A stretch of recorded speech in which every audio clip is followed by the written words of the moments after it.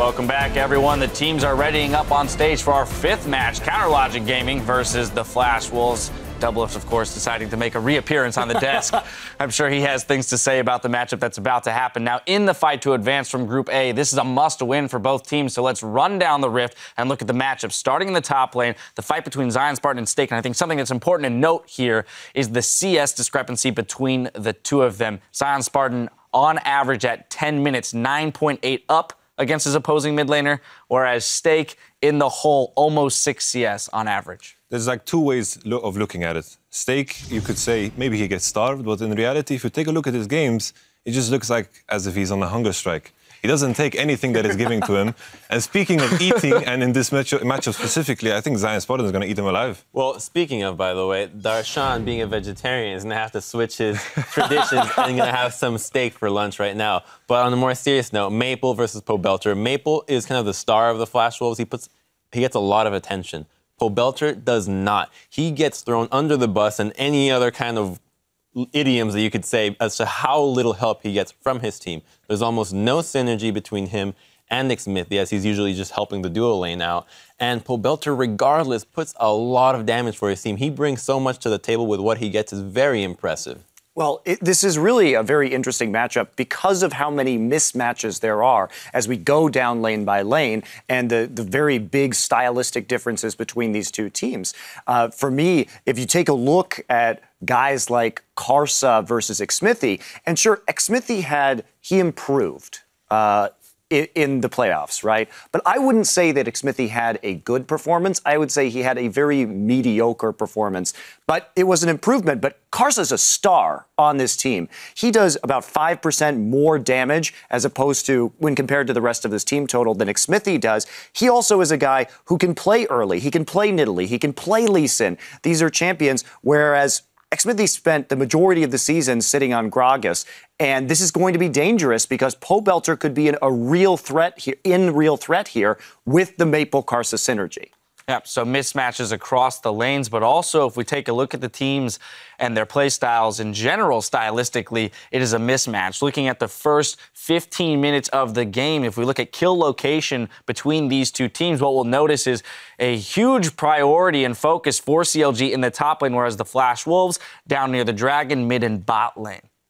Well, this really just shows how much CLG likes to group, because this action in the top side is not just like Zion getting kills by himself. This is lane swaps from CLG. This is mass rotations coming into the top lane to try to take towers. CLG's bot lane being so strong, what usually happens, they take the bot lane turret, rotate into the top. The opposing team wants to defend that. They send a lot of people top, and then CLG can respond by having Xmithie follow, by having a TP advantage, and just really outnumbering. So that's just a really good indication as to the pace that CLG likes to take of taking one tower and then quickly rotating, which is really the standard play when you take a tower advantage.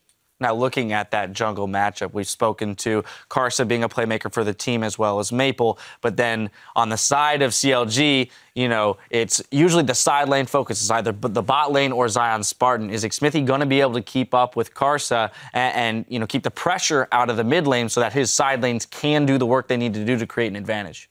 Well, you have to remember, he also plays Lee Sin. Like, Xmithie he's a pretty good Lee Sin. I mean, 2 seasons ago. But, okay, come on. We're reaching back. Yeah, I mean, we're dusting the shelves here and really, like, pulling that out. But he can play Lee Sin. Like, he's not the fanciest of Lee Sins, but back then, you didn't really have to do a lot on the champion. You can just play a solid game and play him as a peeling champion as opposed to a playmaker, which is kind of the way that Karsa likes to play. But I do think that he does have the ability to play these champions in an effective way that can deal with aggressive junglers in a better fashion than the Gragas can. Another thing I want to note here, just as a trend of the first day, the average game time so far today has been 26 minutes and 30 seconds. Incredibly fast games of League of Legends. Granted, there have been some rather lopsided ones between teams that were expected to go that way, which could be skewing the data slightly. But when you're looking at fast game times and then this matchup specifically, does that benefit more? Would you give it to Flash Wolves or CLG in quicker games? I think that if we look at CLG, they're very good at the lane swap. They tend to get a few kills early. We were watching this in the finals against TSM.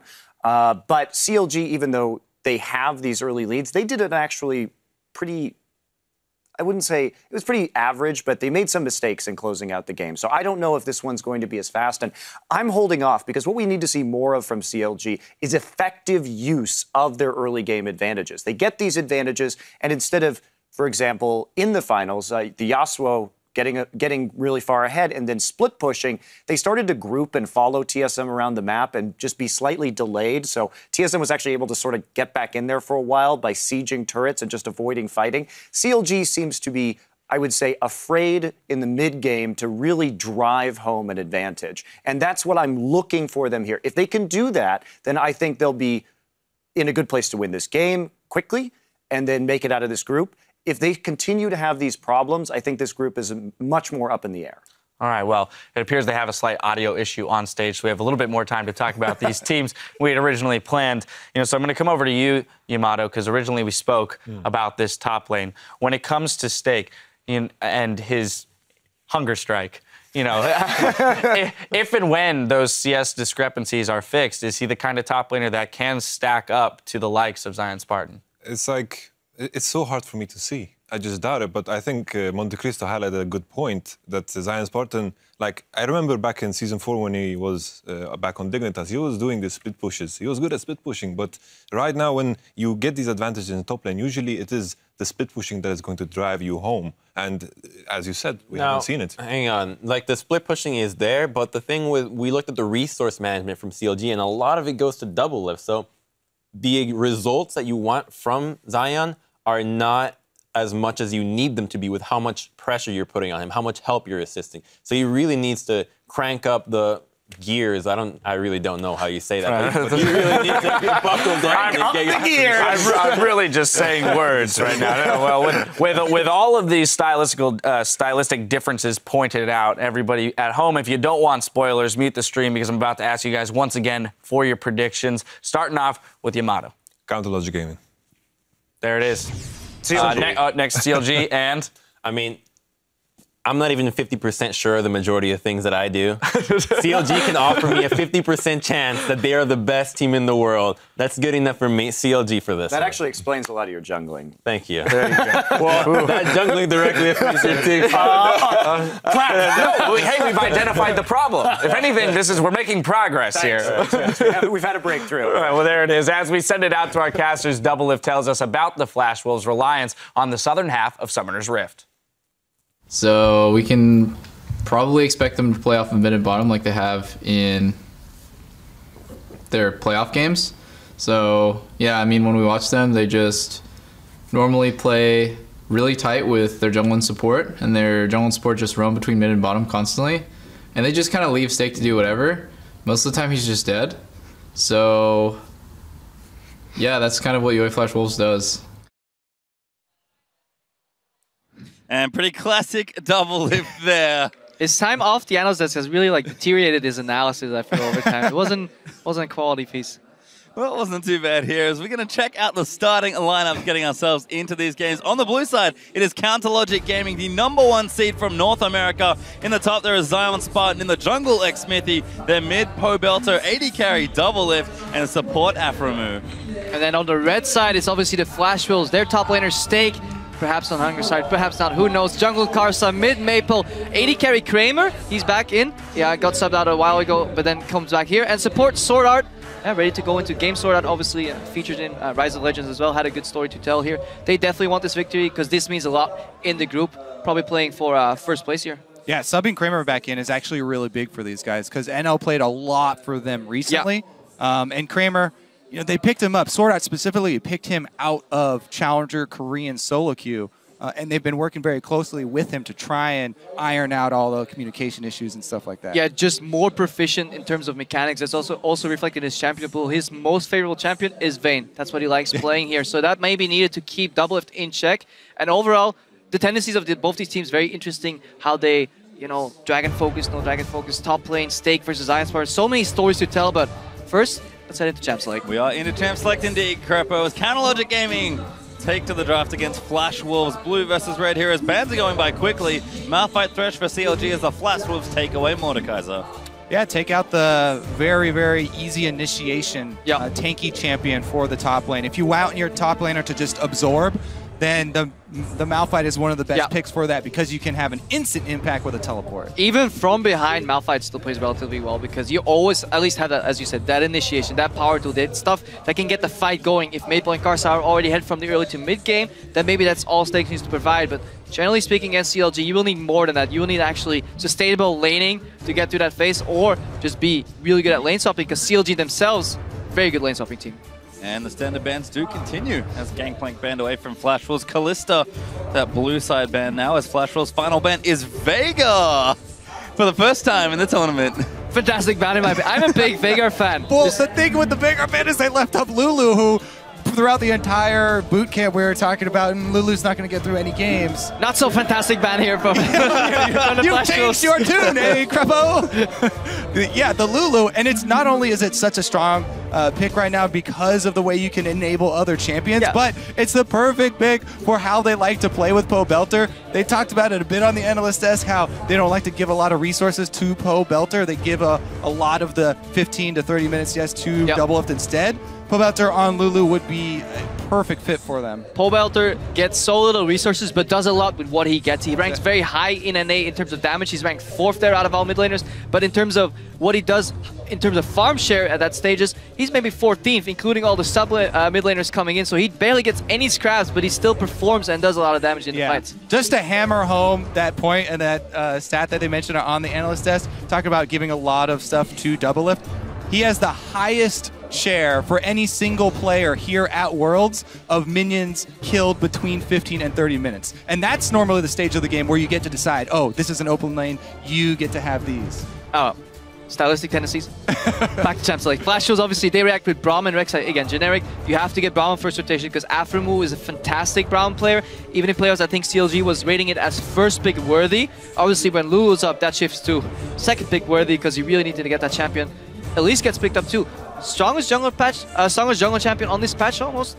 I'd say strongest dive combo that I've ever seen. Alistar plus Elise, either of them can tank turret. Even if they sort of mess up the dive, they've got a lot of diving potential here on CLG's draft side. And to touch back on that Lulu, how she enables champions very well in this meta game where we have a lot of juggernauts or just, you know, very strong top laners that can carry fight. She also plays so well into them. Any Hex, slow, Diddlelands can kite them in, like, not allow them to kill them because Wildgrowth comes in. Her value was really high coming into this patch. Now with the changes, it's even higher. So very interesting that Flash Wolves left that open. And you mentioned Juggernaut, speeding them up. Darius has one weakness there, not able to get close enough to people to proc his Black Cleaver speed. Now they've got two options here, both the Jinx and the Darius. Pobelter has plenty of work ahead of him. Yeah, they have a wealth of CC on CounterLogic Gaming overall. They have double damage threats here with addition with Lulu, who has decent base damage. And most importantly, they have 2 resets. So Jinx can get sped up. If Darius gets a kill, he gets a reset. So those late game team fights are going to be absolutely brutal. Yeah. Okay, so we got really focused on CLG side because of the Lulu pick. Yeah. But for Flash Wolves side, their big star player is Maple in this mid lane. And he's on a champion on the AP Ekko. This is going to be a full AP Ekko. Didn't really get hurt as much by the tank Ekko nerfs to him. Yep. So he's on a champion that can snowball. The assassin from the mid lane. We'll see if he can pressure Pobelter at all and get to roaming and get to trying to affect the rest of the game. Karsa's going to try and be hand in hand with him on that Rek'Sai and get that duo ahead. And that is, for me, the pivotal matchup here. Not Maple against Pobelter, but Maple and Karsa against Pobelter, because it's not Pobelter and Xmithie. He rarely gets ganks for him. He's very laid back in his approach to farming. Very often drops CS just to stay safely in lane because he has to, because the resources from CLG just go so much towards their side lanes. So that could be very interesting if Karsa can find an opening, kill Pobelter once. That can maybe start snowballing, and then that can flow over into the side lane later on for the Flash Wolves. And we've rounded things out with Gnar there as well. So again, sort of continuing the trend. Malphite banned away by CLG. Going to take a somewhat low econ top laner just to be effective in the big fights. And I just love Braum Tristana. That is, if you know where the enemy jungler is, which Karsa should be able to find out since he has the more aggressive jungler, you can actually use those gap closers offensively. Tristana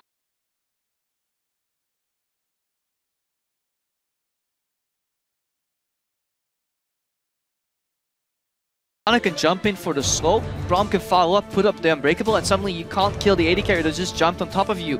it's incredibly hard to deal with that with a low mobility AD carry like Jinx unless you get that kill for the reset. So Doublelift and Aphromoo. The old leapfrog technique there in the bottom lane. And it's interesting as well, because that was a big champion for Doublelift, has been that Tristana. So he takes a Jinx here instead as a... Yeah, it's just kind of curious there as the analyst desk are calling this game for CLG, but of course, we want to hear your predictions instead. Send that hashtag CLG win or hashtag FW win to @LOL Esports, and we'll check out how the fans are voting. All right, let's waste no time and jump right into the rift here.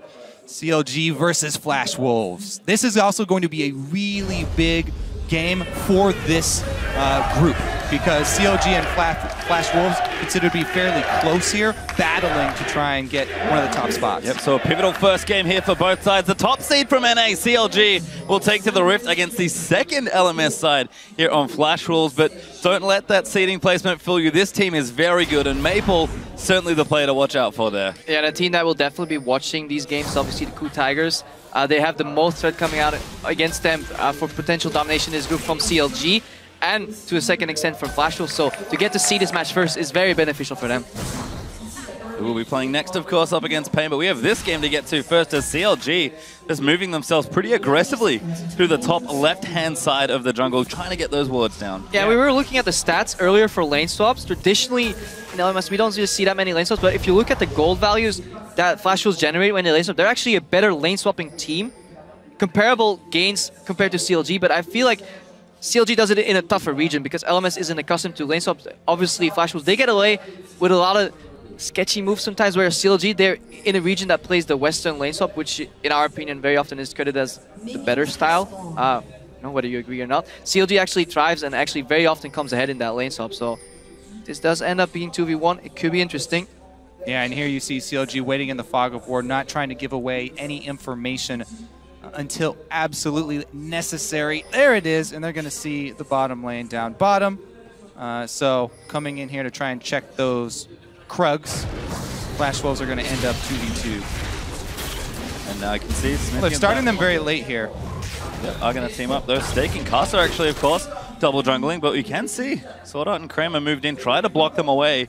A little bit of experience there for CLG, but did not complete the camp. Yeah, we just did a head count.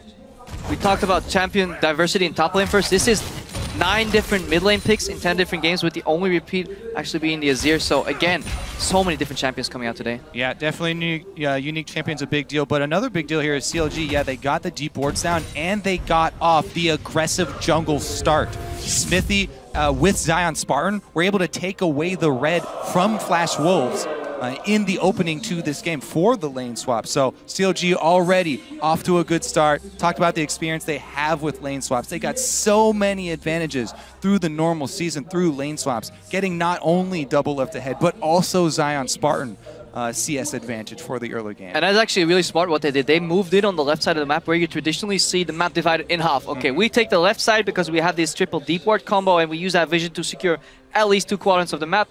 Then we do whatever we want. Standard Western lane swaps plays out. But CLG, they based. They faked that lane swap. Then they went back to say, okay, Doublelift and Aphromoo, you have to move into the dark, but you're smart enough, you're good enough to handle that. In addition to that, you have then that aggressive jungle start that you just pointed out. And suddenly, CLG find themselves ahead in terms of map pressure already before the games even started. Yeah, it's especially Doublelift and Aphromoo, who are the bottom lane, who are never afraid to go into any 2 versus 2 matchup, regardless of champion advantage or not, catching the Flash Wolves by surprise. Now, we talk about all these stylistic differences that we spent so long researching from these teams and collecting a lot of data on them. One of the biggest differences across regions was actually between these specific teams, Counter Logic Gaming and Flash Wolves, looking at where early game kills occurred within the first 15 minutes. CLG actually had the least of any team as far as kills around the bottom jungle, which is generally just around the dragon area. And signifies a lot of fights around that dragon area. Only 9.6% of their kills on that bottom side, whereas Flash Wolves were 24.5% of their kills down there, where CLG much more top lane focused in their lane swaps, where Doublelift and Aphromoo and Xmithie were getting kills up there. And obviously, Flash Wolves have done their research. as does CLG. So both know that these trends exist. Both know that each other knows that the trends exist. So we may see some good old mind games here. Doublelift finally reaching 11-2, and then Aphromoo may just skill heal here for some sustain or get ready for a combo. We haven't seen him use the heal yet. Just gonna check what he got. Yeah, he's got plenty of sustain here, with the relic, as well as the option to level up heal. But no summoner or no spells necessary for him to level up yet. So he hasn't skilled anything, so he can still go for WQ combo, or he can skill a heal if he needs to. That's actually very adaptive. Yeah, what he's waiting for right now is for Doublelift to take a bad trade. If Doublelift got hit there, then level up the heal so he can get the most out of his AoE heal both of them. Karsa.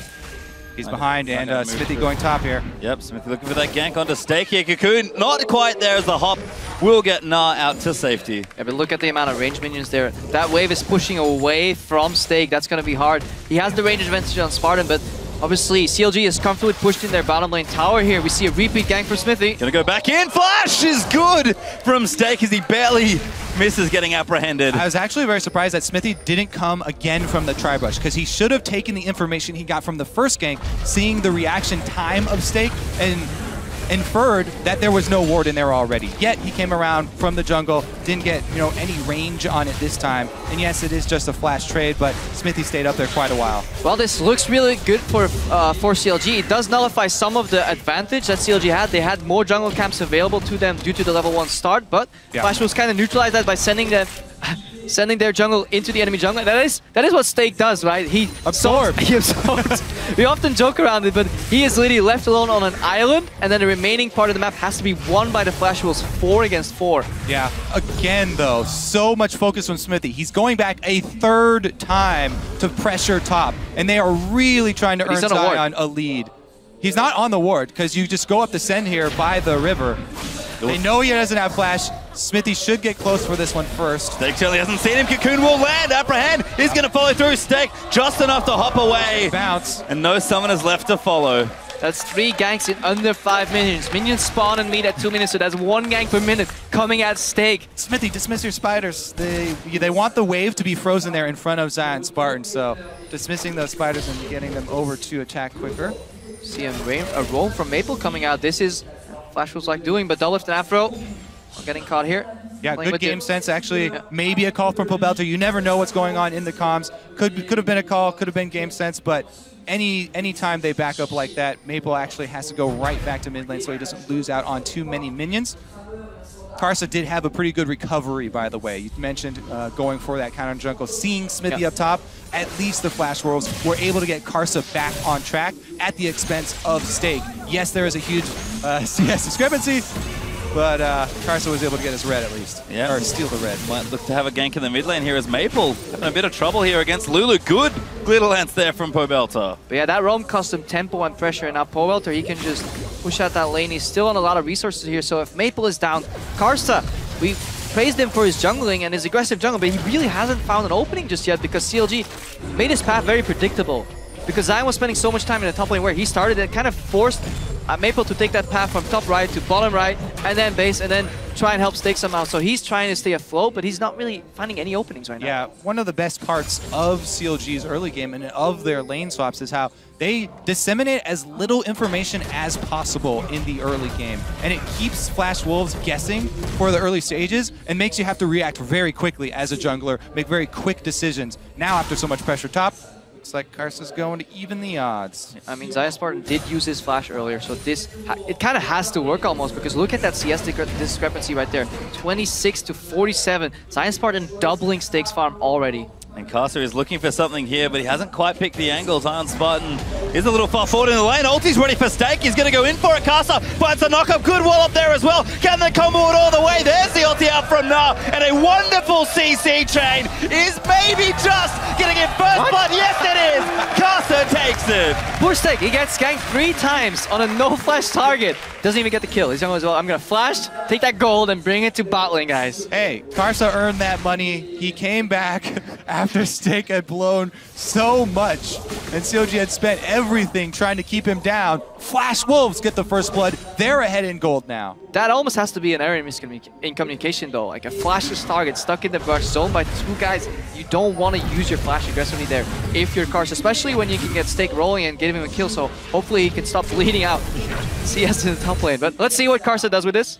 Perhaps he just has a really aggressive Rek'Sai build plan to start becoming a split pusher later. I never sympathize with top laners, I'm sorry. I'm glad you're here to tell their story. Tell who the jungler of the group is, as Karsa does take his red buff. He'll head back home to spend that juicy first blood money. Pobelter hanging out in mid lane, got his chalice already going as bottom side now Doublelift. BF sword up, but Tristana does have the same as Pobelter. Gonna get himself the blue buff. Oh, we saw some aggression in the top lane. Look at the deep vision the Flash Wolves have acquired in CLG's red jungle. Those are triple ward, very deep here. Aphromoo getting zoned out, pink ward getting cleared. Both AD carries have a BF sword, so things can get explosive very quickly, especially with the deep vision they have acquired. That's Xmithie now going to clear out the scuttlecraft. Karsa wants to fight him for it. So, yeah, Karsa was underground, didn't see the low health crab there, or else he would have shot the Prey Seeker and stolen it. The one small disadvantage there of Rek'Sai. Yes, you get your tremor sense, but can't see the crab scuttling away, and free gold goes down the drain. Would let of gold as well. Older Scuttler as Xmithie will clear this Raptor camp out for himself. He's level 6, actually, going for that Rune Glaive, the item we've seen so many times out of Elise, ever since sort of the changes moved through, as Maple going to get his blue buff now as well. A very generous donation from Karsa. So Steak's happy to see this because he knows exactly where Xmithie is. He got an assist. He's playing as Darius, so he can use his range advantage, and he's closing the gap in CS, or at least keeping the absolute number even, so as time goes on, relatively becomes a lot easier to deal with.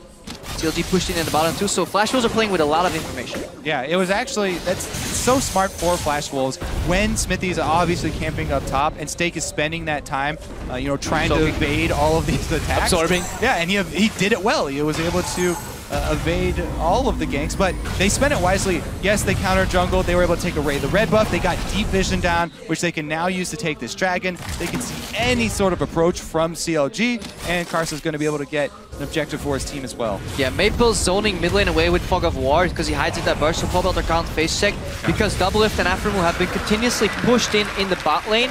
In combination with that deep vision, again, it gives the entire bot lane, bottom jungle, 2 Flash Wolves in both pressure and vision that manifests in a dragon, which they love doing that. So it doesn't seem they're changing up their playstyle, their trends.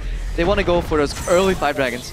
It's a smart little play there to get the dragon as Maple goes in. Xmithie forced to repel up, but Pobelter is here in reserve. The Cocoon will land. Little Lance is good. Damage not going to be followed in. Yeah, you have to be very careful about fully committing to that kill on Ekko, obviously because of the ult, and he could burst the Xmithie down afterwards. So just trying to chuck him out and then retreat. Pobelter able to pull off the evacuation. Done a good job in this lane as well. 10 CS ahead there, and Doublelift also having a good game. 25 CS ahead because the Afro zone and Kkramer away. The rocket jump cancelled as Doublelift is going to look for the zap, and the flash will get forced out. Good punish on the roam right there. They see SwordArt leave the lane, immediately go aggressive, and they get a summoner for their troubles. Also hard to land that combo. Alistair's W got slowed down. Many very proficient supports do fail. Okay, I'm joking. I'm the only one. Yeah. No, but yeah, good cancel there. Kkramer had more time to flash, get out of there, but yeah, decides to use a jump. Very risky. Has to burn his flash. And in general, the pressure starting to mount here for CLG. There's not much of a gold lead here, only 300 or 200 up for CLG, but they're continuing to push their lanes and apply pressure. Xmithie's found himself on top of a ward. His sweeper is off cooldown as well, and he has a pink ward in inventory here. Karsa will be able to dodge it as a result. ZionSpartan, though, so I'm proxying earlier on, going to try and take the big Krug here as well. So much topside pressure. Yeah, but look at Pobelter. He's moving in as well. He's just adding more aggression to that 2v2. I think they're already stronger here. ZionSpartan and Xmithie against Steak and Karsa, but then with the potential roam from Pobelter, just so much pressure, so much zoning, and again, Steak's forced to max range CS, so no pressure at all coming out of him. Honestly, though, all props to Steak, because obviously it's a combination of Steak being able to avoid the ganks, but also he's gotten really good at that. And also Xmithie, not optimally pulling them off, but he's done very well for himself up here, only being down 15 or so. And here comes Karsa once again. He does have flash, but so does Zion. So I mean, they saw each other in the jungle earlier, so they can obviously deduce. But yeah, Karsa is a very patient jungler. See if he runs into Xmithie. Flash wolves do cover their grounds. They don't go for any plays that have the risk of getting backfired, of getting roamed upon here. Karsa going for, again, deep vision. They really value that deep vision this game. Yeah, the big difference here between Karsa getting that first blood and Xmithie spending so much time trying to gank top is that Karsa got the Sight Stone to work with really early, so he's getting the deep vision, and he's looking for the tower dive. Yeah, they're going in for it as well. ZionSpartan flashes out of the Unburrow, though. Gets out with style. That probably was the reason we saw Karsa flash to get that early Sight Stone, get the vision, say, well, I'll find a jungler for you at the other side of the map, Steak. You hang on there. We always joke around about how Steak always gets ganked, but he did a fantastic job surviving. We have to watch the repercussions after this as well. I mean, Zion's got no flash. They didn't burn flashes to get that out of him either, so very dangerous. Zion intelligently backing off here, and he's going to leave that turret, even though there's a wave up there, and that's not what he would like to do. Yeah, SwordArt has roamed a little bit too much, so that bottom lane tower, you can't leave Jinx alone with a tower without any threat there for too long, because she'll get it. And once CLG opens up one tower, they are incredibly proficient at playing the map and start moving these resources around. So Flash will definitely want to avoid that tower from falling, for as long as they can get one return gank on ZionSpartan. Kill him once, then you're okay trading towers, because then you can start speeding up the game, and Steak's fine in the game again. Yeah, I do like this pink ward that they've placed at the their own tri-bush here, because it will stay alive the entire time. Oh! Aphromoo goes in for the flash combo. All rocket jump was already off though, and Kkramer does escape. Yeah, just got the mini stun there, but it wasn't quite enough to get a kill. CLG, though, will get a tower in bottom lane, so starting to chug ahead a little bit more in gold now, about 1,400 up in this game. CLG take a tower here, and 1 minute, 50 seconds to Dragon. Let's see how Flash Rules are going to approach this next minute. Are they actually going to contest that? Going to do their signature playstyle where they really want to fight for these dragons, get these kills. They have some good skirmishing available, and obviously they have a really good team fighting support in that Braum. Yeah, plus Steak has actually been able to complete his Black Cleaver already on the Gnar, so he's ready to join the team fight if he can build up his Rage Bar. Yeah, but it is tricky though. Black Cleaver is a very split push oriented build here on that Gnar. Obviously he can't soak much damage, he can melt immediately, he can get kited incredibly easy in this team fight, so we'll need to see a really good teleport from him. Other than that, Flash Wolves are probably better off split pushing with him.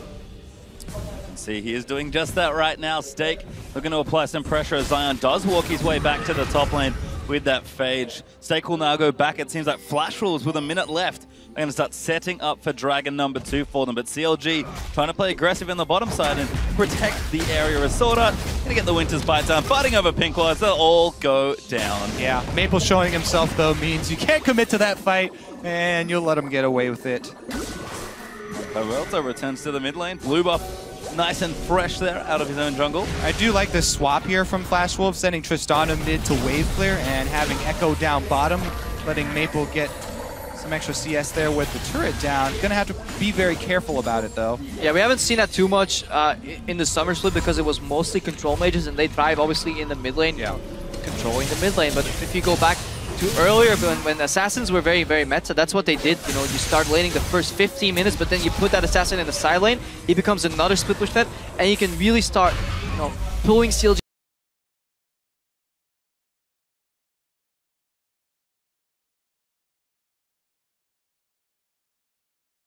members apart. Don't let them team fight. Force them into the 1v1s, 2v2s, 1v1 on top lane. Spread them out. And then if you have a good aggressive jungler, you can really exploit that, especially with the way Flash was out been warding. You can see some pressure now for CLG. Trying to open up the map a bit. Dragon is back, but Pobelter and Xmithie as Cocoon will land. Damage is good there with the AP out of the Runeglaive, but CLG can't quite knock the turret down yet. And now that the laning phase has kind of ended and people are moving around the map a lot more, this is where Flash moves has failed in the past when they started Kkramer because there were communication issues. Steak for a 1v1 here on ZionSpartan. Yep, Zion does get slowed though. Steak and now follow it in. Have to be careful, like you mentioned already. Darius is very easy to kite. As CLG are going to look around, try and get aggressive. They do really want to open up the map so they can secure that dragon, but the vision battle is the big one here. Yep, This time it's SwordArt who goes in deep, and he's placed an extra ward behind to see anyone coming. Gets inside of the queue. Oh, ulti out though from Stake. Zion's going to get stunned up. Glacial Fissure out as well. And it's so much CC as SwordArt collects it. More revenge for Stake here. He's got a team as well. He paid his dues. He soaked all the early ganks, and now everyone's coming up to help gank Zion. We started talking about these stylistic differences. One team very oriented around top lane, getting those kills there, and one team very oriented around that vision control and dragon, but this game completely swapped around for that second dragon there. CLG's lineup is incredibly strong if they get vision control, because it's so hard to face check into them, especially when you play like these assassins and skirmishers. So Flash was with a good read on the game to send their support top lane and get for the CC combo dive. Yeah, the front line doing well is actually really important too, because both of these teams have reset AD carries. So the team fights are going to be very snowball-y when one member of the front line does go down. Well, you can see Flash Wolves did get the kill, but did lose a dragon as CLG were able to collect their first. Infinity Edge, though, now completed for Doublelift. Had the Everest Blade ticking away, but it is a big burst in power for the CLG AD carry. Now Flash Wolves going to keep themselves moving down. They're going to group up and try and knock down a turret. It's one apiece so far, but they might be able to take the early turret This lead. is where I really like Braum as well for sieging, because you can see there he blocks so much of the wave clear. Now they're going to go aggressive on Aphro, and they actually get his ultimate out. Yeah, they popped it, but they can't follow in. Doublelift does get a slow. Will CLG look for the re-engage? Zion holds onto his port. They'll save it for now. Yeah, that was an incredibly good unbreakable there from SwordArt, just stopping that wave clear here. Stake, don't feel the hop. Oh.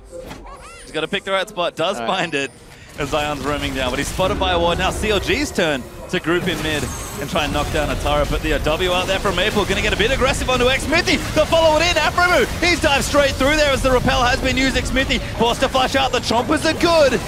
This is a bad fight for CLG. Stake goes in. Scoops them. ZionSpartan though, not enough as Aphro. No, ulti has to back away from the fight as well, and it's just Chaos the ulti blocked by Karsa. That was a very, very bold re-engage from Stake. Yeah, they used a lot of cooldowns, but it was so hard. He was so far in front of his team, and he is not that tanky yet. Remember, he's building Black Cleaver. Yeah, he was trying to throw the reset over to Kkramer because they knew Aphromoo didn't have his ultimate steal. Now Zion has to use his flash defensively as well, and Stake comes back in with the teleport. I'm really liking SwordArt's Braum play here overall, just the way he's positioning in these fights. Earlier, when his teammates got caught, he soaked up a lot of damage there. If he wasn't in place with that Unbreakable, that could have been multiple resets and the tower for CLG, so keep your eyes on SwordArt in these fights. Yeah, the number one thing I look for with good Braum play is offensive use of the Unbreakable, trying to get it up very early to get your team in front and get good positioning, because then it'll come off cooldown later. Well, Xmithie is going to recall himself as we had a lot of tension in that mid lane. Flash Wolves do still find themselves up 2-1, but you can kind of tell it's only 2 kills. These teams are getting itchy to really fight each other and start a brawl. Yeah, CLG's pink wards on the map have really been lacking. That's why we see 3 of them in their inventory. Hopefully they can place them and start using them for vision control. They lost the vision control they had acquired earlier on that dragon. Flash Wolves moved in, took that away. They have some good defensive pink wards of their own, so honestly, quite impressed with the vision both teams have been bringing here to the table this match. You can see CLG have swapped their duo lane to the top lane as well. Again, trying to equalize the tower. That one's almost a gimme as Doublelift takes it out and gets excited. And look how Flash Wolves are distributing their resources. SwordArt is backing up Stake. They said, Stake, you're no longer playing on Island. You've done your job. You got us here. Now you can carry. Hey, Kkramer helped also. Yeah. I mean, Karsa. Yeah. Karsa, everybody's helping Stake. Everybody takes turns helping Stake against ZionSpartan. Well, Zion actually slightly down in CS. They've done a great job getting him back into this game. You can see, oh, better goes Kkramer. Gonna go straight in for it. Pobelter does have the charge on top, but he's popped his wild growth already. Maybe gonna go for the re-engage, but yeah, CLG collapsing first here. That's a mind game by Kkramer. Nobody would dare jumping in there alone without backup there. For Pobelter respects him. I think if Pobelter fought him and the Jinx could come in, Kkramer was probably just dead, but obviously you have to respect the potential backup there unless you have perfect vision. Hey, he was able to get the Lulu ultimate out of Pobelter for this fight if there is an engage here. This long siege causing problems, it seems, for CLG. They're trying to equalize these turrets, but the Flash Wolves are there against Stake. Threatening now with the rage building up. The slow does land off the boomerang. Good repel. Gets him out. And if you look at the teleports as well, Stake no teleports. ZionSpartan has it. This is why Flash Wolves are grouping. They don't want to get into a situation where Stake 1v1 Spartan, but he gets the flank off. So as long as this teleport's on cooldown, we're going to see more grouping from the Flash Wolves. Yeah, it's a really smart move also to try and get that deep vision in, preempting any sort of Baron here and trying to keep away the blue buff from Pobelter. Good steal as a result there as well for Maple. He does collect it. Dragon up in a minute here. Baron is alive. Both teams with fairly good Baron damage, so is a consideration in the next few minutes. And they're only getting stronger. It's been a fairly close game, honestly. 200 gold ahead, if that, up for the Flash Wolves. The CLG are going to finally get the mid lane turret. They keep on knocking, and they're finally able to take this one down. Zion also has been able to shove the wave all the way to the turret. So CLG trying to pressure 2 points at once. They're able to complete their objective. And they not only take the turret, but also destroy a cannon to the minion. Turret. Taking advantage of that teleport advantage. Destroyed a lot of things. As well. Overall here, Flash Wolves have to move here to stop ZionSpartan. And then I think this is a phase where CLG is traditionally very strong once those 3 inner turrets fall off, because they're really smart when it comes to getting just a couple peak wards and start rotating around the map. We'll have to see how well Flash Wolves have adapted to that. How much practice they had against good rotating teams, because they play in, some call it underrated region, some call it just a weaker region, debatable, but CLG have a lot of experience in this exact situation where the early 3 towers falls, and that's where they get a lot of leads overall in the LCS. Yeah, for the LMS, Flash Wolves do have longer than average games as well. So they have also had experience in the longer ones. We'll see if the mid game here tells a different story. No kills so far for CLG in the entire game. So yeah, we see some items completed. We have Face and Amount completed here on Aphromoo. That means he's going to be building Zeke's next. And if he gets that again, we've talked about it before, how strong that item is on Doublelift. We have essentially a Jar Jinx composition that you're running here with Zeke's combined, that Doublelift will be able to solo carry this game if it goes late. Talk 40 minutes, 45 minutes into the game. And Dragon gets taken by Flash Wolves on the other side. CLG cannot use those big items to try and force a fight. Strong objective control there from the Flash Wolves to collect their second, and it's been a real battle between these two teams. The gold leaders sprung back and forth in very small increments, and so like we've sort of been hinting at, feels like we're building up to a very bloody and explosive mid-game. We just see very mirrored item builds. Support's building the same thing, top lane's building the same thing. The only thing different here is the mid lane. CLG, a little early on that Baron. Yeah, unfortunate ward there. The nooks and crannies of the Baron pit. Gotta sweep that. Gotta place that pink ward slightly more forward. That is very close, but sadly not seen. Doublelift and Aphro are going to go back. Doublelift sees some farm, does want to collect it, as he wants to do. Kkramer again goes aggressive. Good cocoon, though, going to keep himself safe. But this Tristana, very itchy trigger fingers on that rocket jump. This time you could see the rest of the team, though. Not as good a bluff then, perhaps, as Flash Wolves aren't done. They're going to shove down mid here. Yeah, speaking of bluffs, though, CLG, they're actually continuing to shove up top with Doublelift and Aphromoo, but keeping pressure while just using wave clear of the Lulu in the mid lane. Meanwhile, Zion's looking for his 1v1 now. Obviously, Flash Wolves, they're afraid to really commit to that tier 1 tower. Yeah, they could potentially use Unbreakable to block Pobelter's wave clear, but they have no idea of how many people can be in that river, because that's completely pink warded. That one ward sees the Baron pit, but that's all it sees, a Baron. So no vision in the river at all for Flash Wolves. And CLG, they will soon deduce that there is a ward in the pit, because you could see it immediately once Flash Wolves reacted. CLG stopped that Baron. They're going at it again, though. Ward spots it. Well, it has started, but they haven't seen the ward just yet. They are going to maybe just try and zerg it down. You can see a pause, actually. Mildly awkward time, but... Well, it gives us more time to talk about the game. Certainly does. And a good Baron call, honestly, from CLG, but that ward may come to bite them. No, under the assumption that there is no ward in Pitchwood is incredibly likely for CLG. That is a very unfortunate angle here on that ward. It is a fantastic call, because Flash Wolves have to react immediately. And they, yeah, or else you get it. Yeah, and in their minds, if that area is dark, they're so scared to face check too, because CLG could very well just be baiting you into that composition you really don't want to run into. So, good call by CLG. Unfortunate for them, there is a ward in the pit, so Flash Wolves working here with my perfect information. Yeah. All right, well, let's take a look at the team fight then, because we may be seeing an actual 5v5 fairly soon here, and how it will play out. Maple has completed the key item for Ekko there on top of his Morellos. He now has the Zhonya's as well, which makes the AP Ekko so much more valuable. If you can get your ultimate off 4 damage, with which Zhonya's enables, it's a huge, huge swing in his power. And they're trying to combo the AoEs here from Stake as well as Maple. with the initiation from Stake, trying to chain it with Maple's own stun as well as the ultimate, and use that to get Kkramer his resets. I just got note from production too. This is actually a pause not made by any of the teams. This is actually our guys checking on the legality of that war, just checking how that vision works out, just to make sure that there's nothing fishy going on. That's why we're checking that out. So hopefully, once that resolves, we can get back into the game. But so far, a lot more even game, honestly, than I had expected. I have pitched CLG first in this group, and like, perhaps even slightly underrated Flash Wolves because they've really showed up. Stake. I think underrated Stake. A lot of people have. It was almost a meme, let's face it. Like, Snake, he's on the top lane, he's going to feed, food jokes coming out of the analyst desk. He gets 3 ganks against him in the first 3 minutes of actual gameplay. From 2 to 5 minutes, 3 ganks against him. It only takes Karsa to come back once to punish that burn flash on ZionSpartan, and kill goes to Stake. I do have to say, CLG could have played those games better as well. So it is 2-part. Yeah, Stake does deserve credit, but also CLG could have played those better. And it's so funny as well, because you look at the game now, you can see the score about 25 minutes into the game, so fairly far through it all.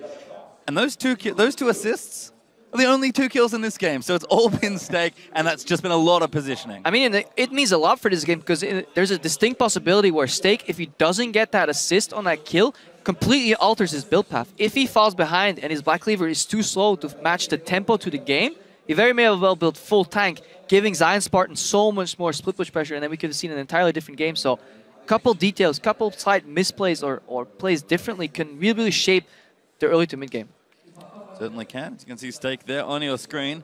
That absolutely wild hair of his, looking good under his headset.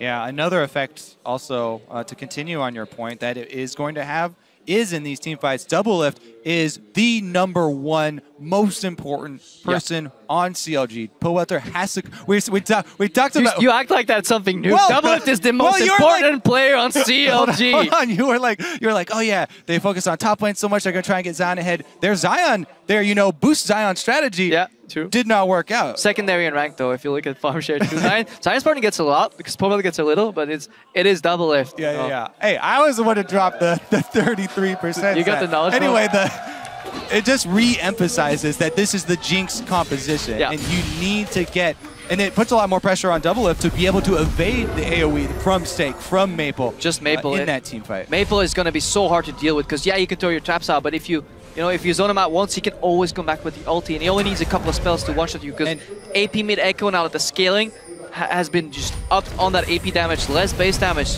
does a lot of damage. Aphro has been a good bodyguard for Doublelift for a very long time, so he'll be looking for him to get some good headbutts in. Flash Wolves learned from CLG's mistake. They placed the pink ward even deeper in the pit. They really want to see everything going on here.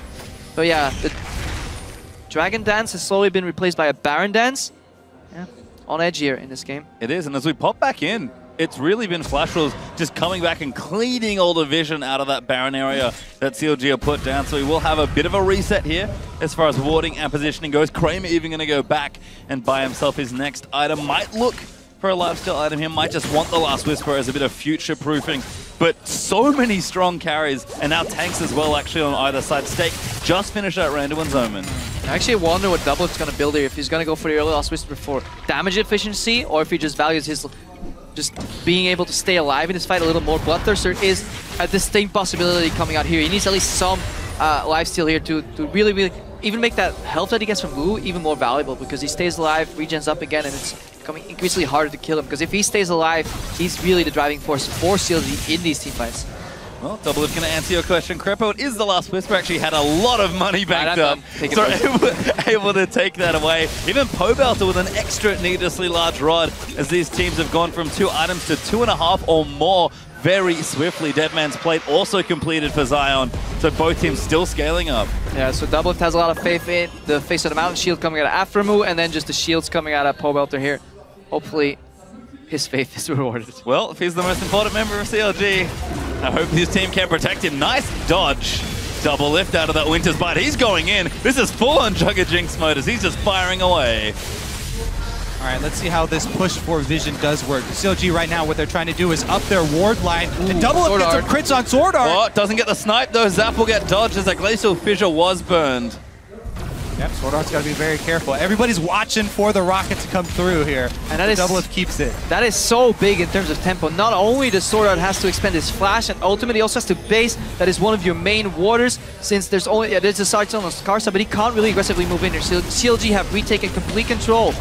And they learned from their mistake. They're getting vision even deeper into the enemy jungle, and now Flash Wolves have to face a set of brushes. Pobelter going in. Yep, flash out there from Pobelter as Zion gonna go in, but Steak looks for the scoop, he gets 2, but Doublelift gonna keep firing. Aphro headbutt Steak out, but that might actually be the best spot. Maple gonna get stunned up by a cocoon as again these fights so close to starting. Oh, they're looking for a re-engage here. Oh, nice slow there to take the Dead Man's Plate bonus movement speed off of ZionSpartan.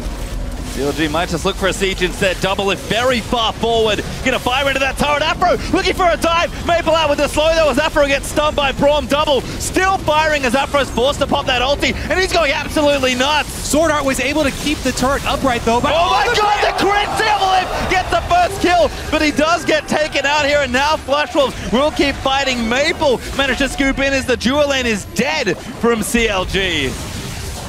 Paid for that crit with his life. He's like, guys, I got the re.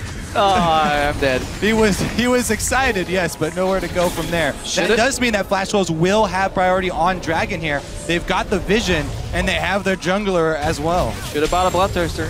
Oh, come on. No, this is 2020 hindsight. Overall, yeah, good re-engaging from Flash Wolves. They're really good at going into the fights and going backwards.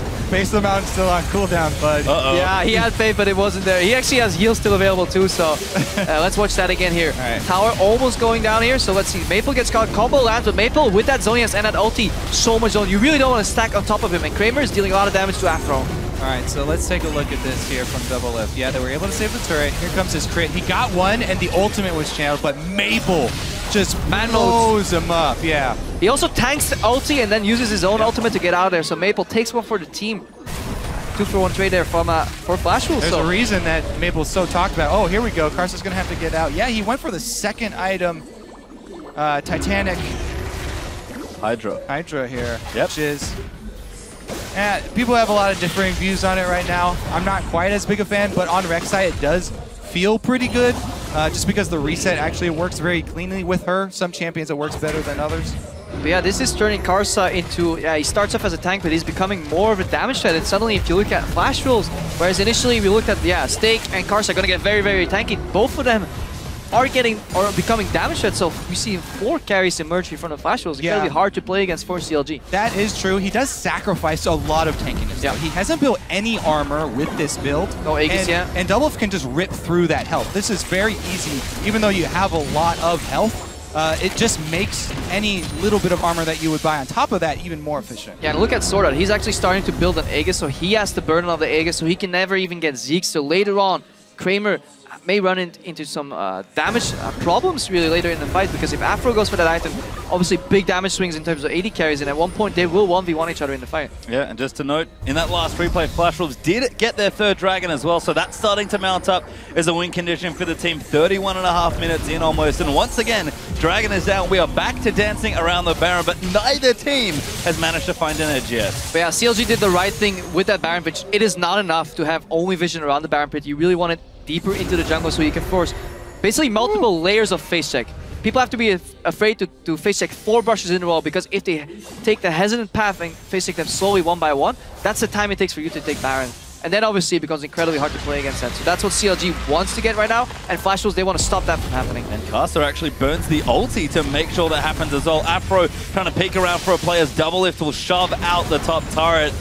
But Steak is ready with that TP. Have to be careful. Both top laners are ready. Whoa, Karsa sweeps in there into Xmithie. Braum stun will land there. The damage is out, but the Chompers will zone them away. Maple looking to dive in, goes aggro on the Doublelift, finds himself the stun. Zion off the other side does go down to Karsa, and now they're going to swoop in onto Aphro. No ulti left for the Alista as he will die as well. Yeah, because Doublelift was stunned there by Maple, that bot flash was a time to tear through the front line, get 2 kills, and I was going to get incredibly hard for CLG to stop this Baron. That was a huge pick right there. Karsa going in onto Xmithie and chunking him low. It meant that they could collapse on the teleport from Zion, and it looks like they're going to grab Baron here. Doublelift maybe look for a steal here with the ultimate, but that's about all he can. Doesn't land it. Kkramer able to secure it, and the Flash Wolves finally get the first big lead in this game. Yeah, Maple doing exactly what is expected of an assassin. Come in at the flank, keep them busy. Either you kill somebody 1-for-1, or you keep multiple members busy and you back out. This is what Ekko is so fantastically good at in the mid lane. He goes in, has Zhonya's, pops ulti back out, and in that time frame, ZionSpartan melted and Aphromoo, yeah, he was caught with a break. With his ultimate, he's still gonna go down. Coordination there on Flash Wolves, definitely superior here. So there goes Karsa, able to get Xmithie, and they burn him down so much. There's really no threat here, and they can easily collapse. As you said, Maple locks up the entire back line and then just ults out. Yep, this is peace. Like you mentioned, Aphro, ulti or not, isn't going to leave through all that many members. So the question now, what can Flash Wolves do with this lead? It's not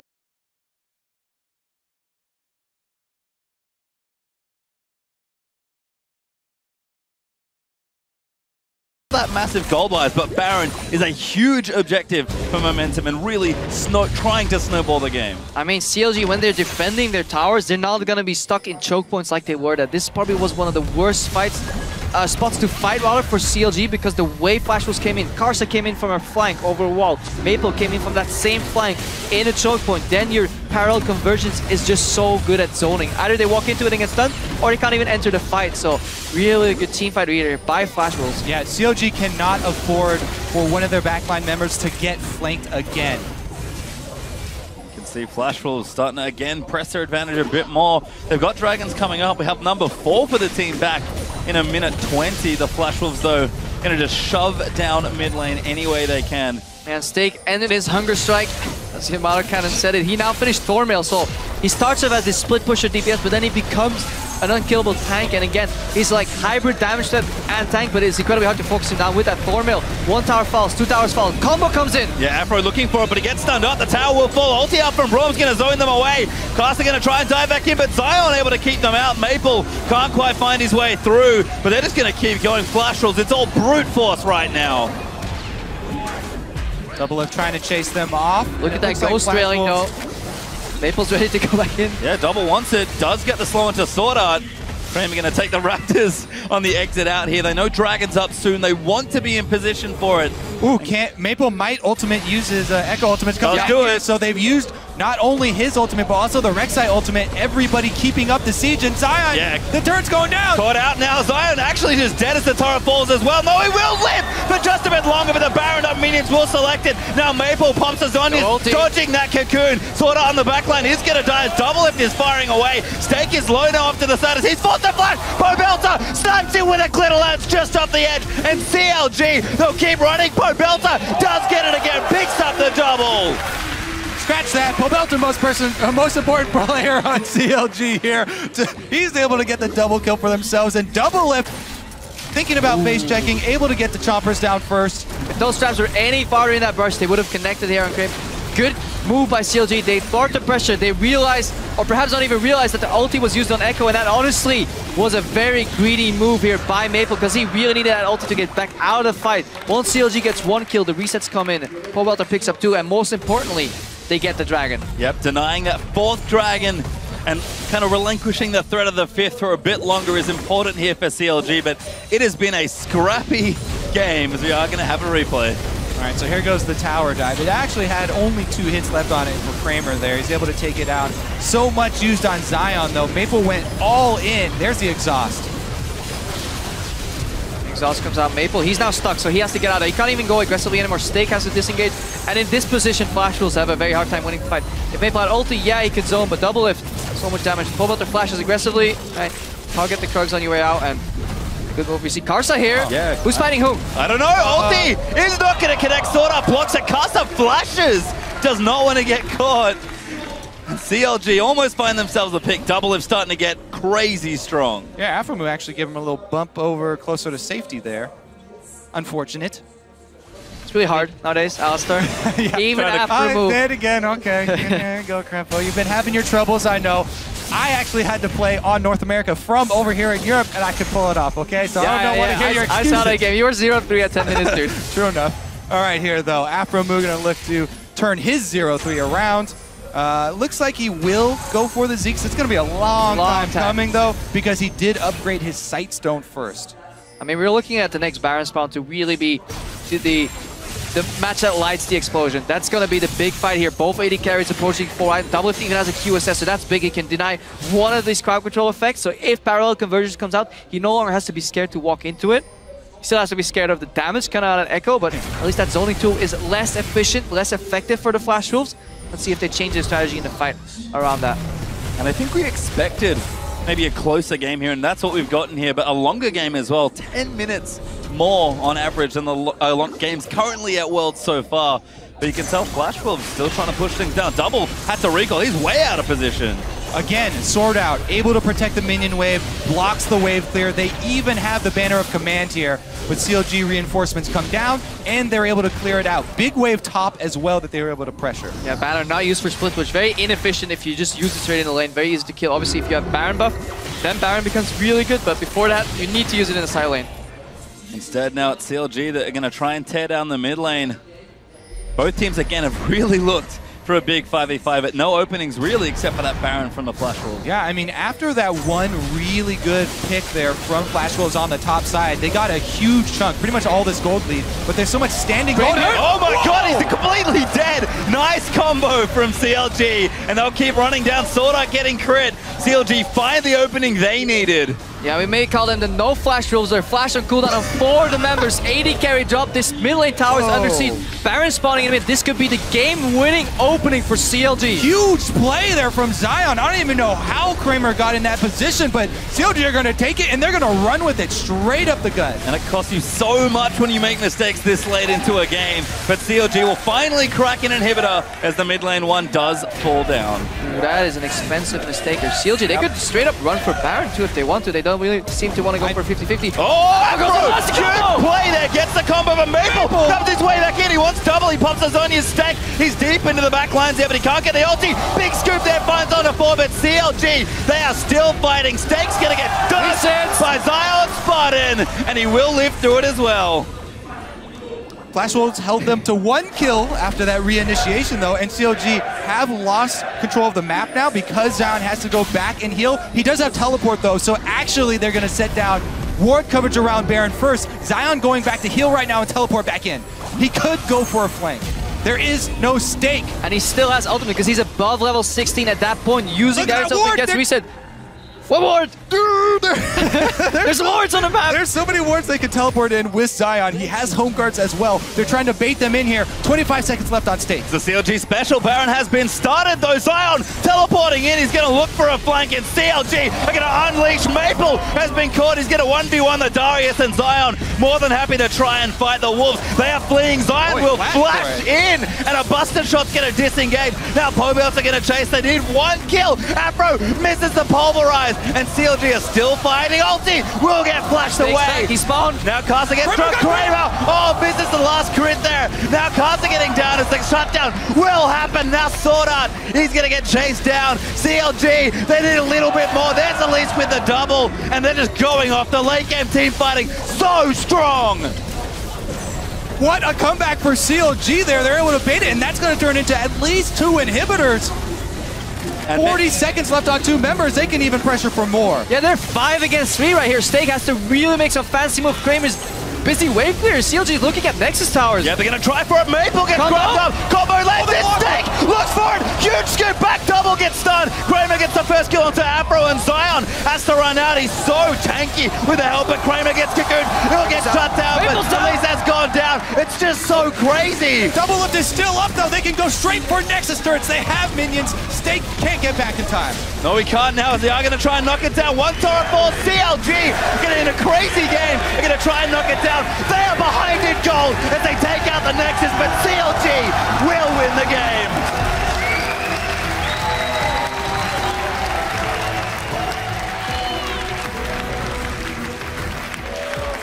What a comeback right there for CLG. Able to leverage a single pick into pick after pick, controlling the vision, saving that teleport, and coming in for the home guard. On the ward! On the ward right there. Well, I saw it coming.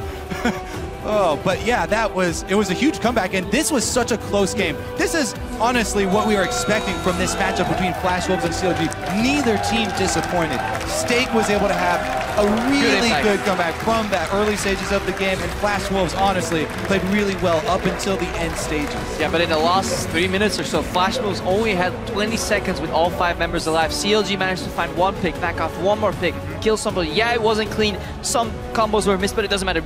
Like relentless aggression coming out of the CLG there, and eventually Flash Wolves, they re-engaged. They got a little overconfident once they got some damage down, and yeah, once that cocoon from Xmithie connected on Kkramer, again, really big. They subbed out their AD carry, put in Kkramer instead, and he got caught a couple of times over the game. Yeah, we never got to see the replay. I'm not exactly sure. Xmithie probably just came up with a he cocooned him. Max range. Kkramer walked into it. Flash Wolves got overconfident once they traded some damage efficiently. CLG committed to killing Maple, but obviously he is AP Ekko. Once he ultis that, he came back in full HP, and suddenly Flash Wolves felt like they could win the fight. But then their AD carry walked into a well-placed cocoon by Xmithie, and that was really the game turner. What was honestly impressive was the decisive way with which CLG took that small advantage and were able to turn it into so much more for the team. They had to take that opening. Yeah, this game felt incredibly, action-packed, but the end score was only 10 kills on each side. So it doesn't feel to me that this game was only 10 kills, because there were so many re-engages, peeling, combos, saving each other. SwordArt, fantastic Braum performance, showing why this is probably the best support pick you can get here. Alista a close second, but obviously much harder to pull off, and just less, tools in your kit. Yeah, I mean, there were so many good things for Flash Wolves that they showed. They had flanks from Karsa, from Maple. Steak was able to get some decent engages as well for the team. I think in general, both teams just showed so much here. It's no surprise that at the World Championships, we did have a couple of maybe one-sided games here and there, but the longest game we've had, almost 42 minutes, and we saw so much from both these teams. Yeah, and going back to the pregame, we talked about how Pobelter was under pressure from not only Maple, but also Karsa. He ended the game 3-0-7. That he's involved in every single kill that CLG produced, while giving up no deaths at all. He farmed well. He did his job protecting Doublelift, even sniped a couple of kills here and there. So he didn't crumble, and he was the rock CLG needed to lean on. So he did fantastic well. If Pobelter didn't get those kills, nobody was going to get him. Yeah, he snapped them, claimed them. Doublelift unfortunately cannot get all the kills, but a nail-biting game for both teams. We expected it to be close here, as those are some signs out in the audience. Doublelifts everywhere, apparently. Back at the analyst desk, out in the crowd. Paris, you've been a whole lot of fun, just like that game was. And again, we expected it to be close. CLG win a very important game in dramatic fashion. Yeah, and then up next, we've got the rest of this group playing out. Ku and Pain going to go to head-to-head really shortly here. That one's going to be exciting. They, as you said, both teams were going to be watching this previous game that we just cast. So I don't know if Ku is going to be happy with this, because both teams played relatively close in each other's level, and Ku actually has the tools to beat these type of games that get slow starts, long drawn out, because they're a fantastic mid-game team. At the same time, there were some really good fights from both these teams here, so definitely will be interesting to see how that plays out, and also, what Monte Cristo has out of an opinion of Ku here. Obviously, coming in Supreme, the Korean overlords, ready to destroy a former team here on CLG, so a lot of good narratives. This game definitely was a very mixed bag with positive and negatives on both sides. I mean, you can see the interview being prepped there as well. So not too much longer, as I believe we'll be joined by Aphromoo from CLG in just a sec. But I feel like both teams had to use almost every weapon they had to kind of get to that point in the game, and CLG showing that it's not just good early game and good laning, but excellent late game team fighting. The trust that they've built, the synergy they've built really shows. I think you can learn a lot from this early game overall, because the way CLG, they faked the lane swap kind of. They said, hey, we're going into this lane swap, dividing the map in half. Then they really late invaded to the Krugs, and then the entire stake narrative happened out, but I think Shox is ready, so. She certainly is. Let's throw it down to Shox in interview land for a word with CLG's Rush Hour bottom lane. Thank you, guys. I'm here with the Rush Hour bottom lane, Aphromoo and Doublelift after winning over the Flash Wolves. Now, when you guys walked on the stage, I said, whew, that was close. And you guys immediately went, no, it wasn't. So care to elaborate? Because it looked close to me, Doublelift. Yeah, go ahead, Peter. I was joking. Okay. That was a really close game. I think we ended it, and the score was still 10-10. Yeah. So we were losing for most of the game. So especially in that early game, which you guys are usually quite good at, so what do you think you guys could have done better to react to the Flash Wolves in the early game? I think it was a little bit of miscommunication on where Rek'Sai was, and then we had an unfortunate mishap there. So our game plan started to falter because of that. So it happens, but we've shown that we can come back with the deficit. Yeah, you can. So that's also a good lesson to learn here in the first game. Tell me, though, what happens then in your mind, because you have a favorable draw, as everyone says, for your group. You have the faith. You are coming out of NA as the first seed, and then you end up in a game like this. Does your mind start to wonder, Doublelift? Actually, I was really confident the whole game because we were just completely destroying them bot lane.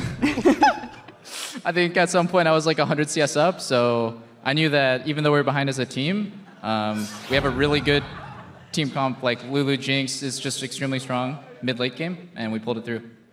Do you feel maybe his cardboard cutout would have done better, or was it fine as it was? Oh, no, no, no. I love the real thing. Well, fantastic start here for you guys. As you've seen some of the games here and the meta and the way you've played in this game, we know that you guys are super confident. We've heard that in the interviews coming into this tournament. Can you elaborate a little bit where that comes from? And Doublelift, we know you're always confident, but it's a different thing to say we have what it takes to win the whole thing. Yeah, you go first, Ben. Oh, well, it's for you, man. All right.